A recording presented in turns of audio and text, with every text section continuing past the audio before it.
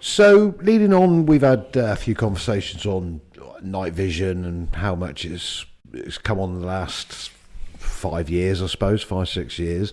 But I'd like to have a quick chat with you, if I can, about Hick as a brand. Okay. So, they kind of, a lot of people are aware of the brand from the CCTV side of things. Sort of come onto the sporting scene, and that introduced to us what the Lynx and the Owls. If you just tell me a little bit about that first sort of entry range of thermals that come in. Yeah, so it was the initially in sort of early 21, it was the Vulcan and the Vulcan 15 and the Owl 35 that they sort of introduced onto the market. And I think it's sort of as an entry level spotter, the first sort of sub 35 millikelvin out there. It really offered sort of a new platform.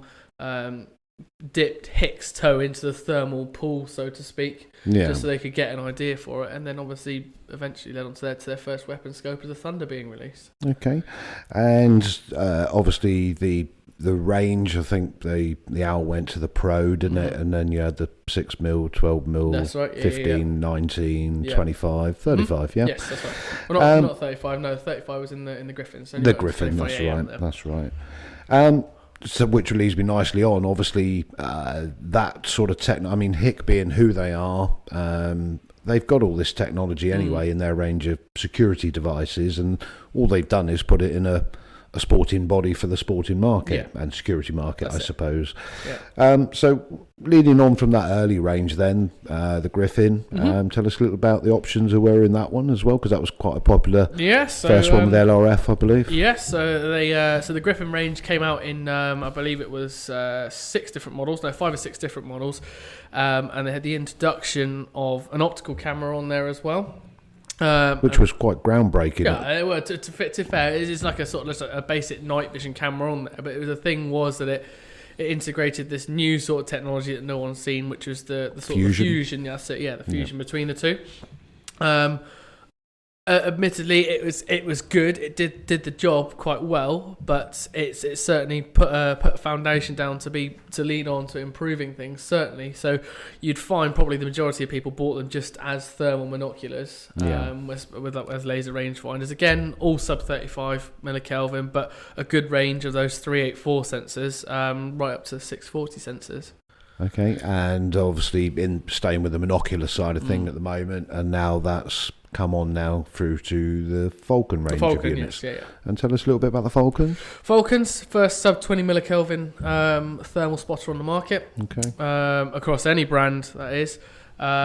Massive benefit carried on from the Griffin that it runs off an 18650 battery, which you can buy on eBay, Amazon, and anything like that. And the downfall, arguably, to some of the earlier ones, they were onboard batteries. Yeah. Which you had to marry up with an external power pack to keep using it. So So that usability made it much easier to take out into the field.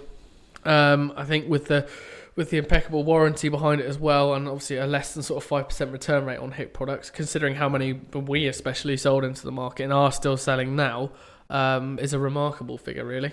Certainly. Which I suppose coming on from the monoculars, the weapon scope. Tell us a little bit about how that's sort of come out from the early models and really leading up to the Alpex, which we'll speak about in a minute.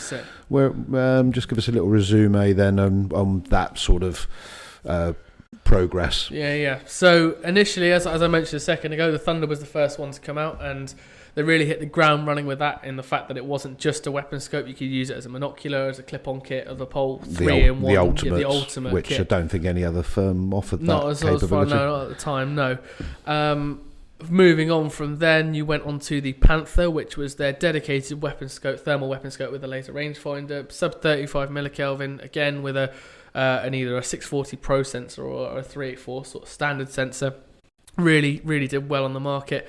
And then from there, we moved on to the Stellar. Same sort of technology. I say from there, it came out the same sort of time, but the characteristics of it mean obviously look like a day scope, perform like a day scope in terms of your eye relief, all that sort of stuff. So it made it quite a nice aesthetic profile on your rifle. Which does matter to some people. Exactly, yeah. That's it. I mean, and he's a mounting, more importantly. That's it, yeah. 30mm mounting. I mean, at the end of the day, a laser rangefinder isn't the be all and end all to some people. I mean, it's literally just there for identifying, etc. And then, of course, we saw the introduction of the Alpex in late 22, early 23.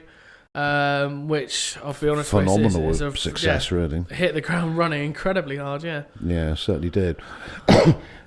Which also proves, it's not just thermal technology. There is still a massive market for digital night vision technology. 100%, yeah.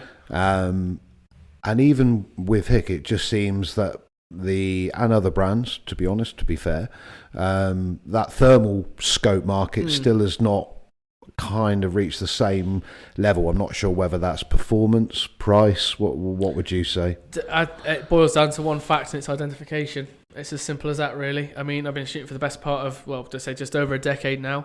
Very fortunate we get to see some of the high-end stuff, like the new Panther 2 with a sub 20 millikelvin, the new Thunder 2 with sub 20 millikelvin. To my eye, though, I'm still a massive advocate of using a night vision as a weapon scope, because safety at the end of the day is paramount when it comes to this sort of shooting.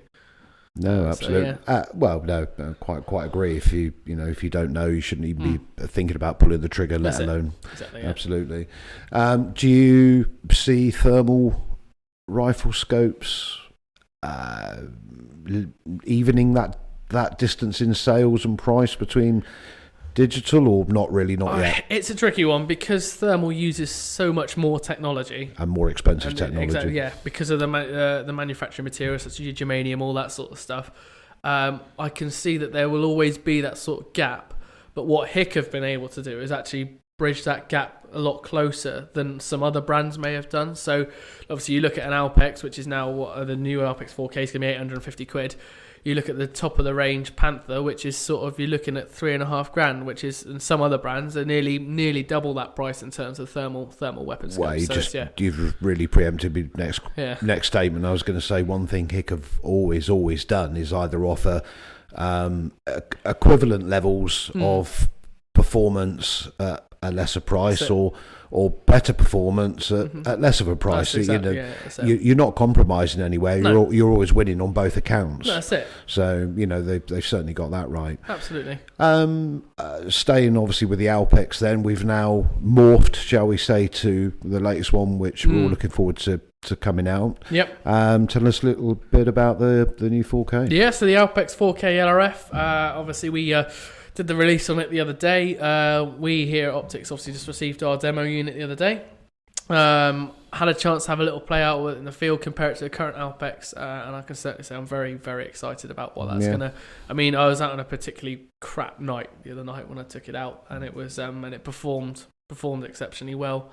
And this is obviously LRF, which the Alpex has not had before. No, it's not. And the ballistic calculator as well. Okay. I've yet to obviously test that out. I've literally only just had it out of the box, just have a look at sort of interesting thing. Question, which I don't actually know. You may know. Is there going to be a non-LRF 4K? To be decided at the moment. I don't know. Don't know. Okay.